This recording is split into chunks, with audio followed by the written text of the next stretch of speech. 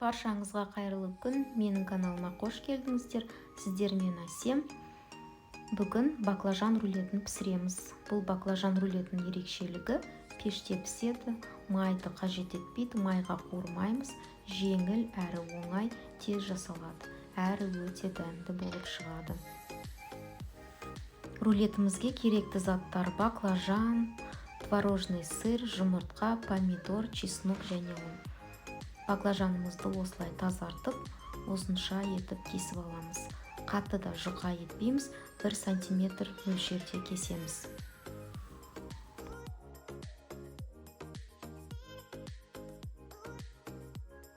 Баклажандарымыздың барлығын осылай турап дайындап алдық. Енді қалпымыздың үстіне пергамент қағазын төсеп, оның үстіне май жағып шығамыз.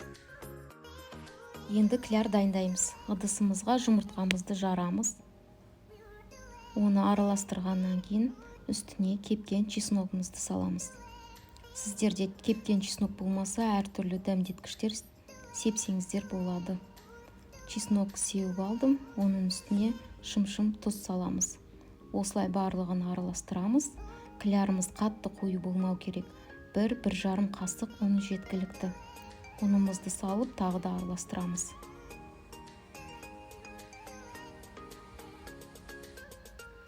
Клярымыз дайын. Енді осыған баклажандарымыздың барлығын 2 шетін аунатып шығамыз. Барлық шетін аунатып, пергамент қағазы төселген ыдысымызға саламыз. Осылай баклажандарымыздың барлығын жақсылап аунатып, пешке пісіреміз. Пешке, қызып тұрған пешке 20-15 минут қызарғанша пісіреміз. Баклажандарымыз осылай қызарып пісті. Енді салмасын дайындаймыз. Помидорды бірнеше бөлікке бөліп аламыз.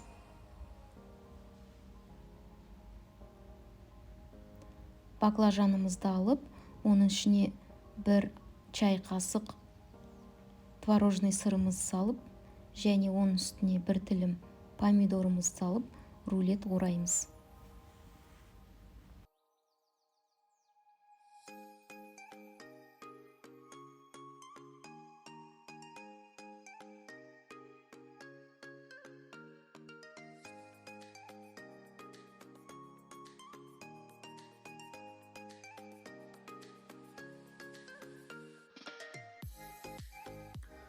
Рулетіміз дайын. Енді осындай ыдысқа салып, шет-шетіне шөптер салып, әртүрлі безендірсеңіздер болады. Енді оның үстінде бальзамический кремді себеміз. Пеште піскен баклажан өте дәмді, өте пайдалы болып шықты. Дастарханға әдемі көрік береді. Сіздермен болған Әсем. Менің каналыма жазылып, лайк басуды ұмытпаңыздар. Келесі кездескенше күн жақсы.